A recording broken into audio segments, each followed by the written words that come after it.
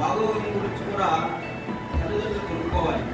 ఎలా చదువుతున్నారు, బడిలో అమలవుతున్న పథకాలు ఏమిటి, బడి బాగోగులు ఎలా ఉన్నాయి, బడిలో ఉపాధ్యాయుల కమిటీలు ఎలా ఉంది, విద్యార్థులు చదువు ఎలా ఉంది, మధ్యాహ్న భోజనం ఎలా ఉంది, ఉచిత పుస్తకాలు ఇట్లాంటివి అమలు అవుతున్నాయా లేవా, ఇట్లాంటి పేరెంట్స్ టీచర్స్ మీటింగ్ అనేది ప్రతి ఒక్కరు కూడా తల్లిదండ్రులు రావాలి. ఇదిగా మాటిస్తున్నాం, తల్లిదండ్రులందరూ కూడా మేము మాటిస్తున్నాం. ఖచ్చితంగా 575, 580 వస్తుందని నమ్ముతున్నాం. అది దాని కృషి మా ఉపాధ్యాయ విద్యులని చెప్పచ్చు.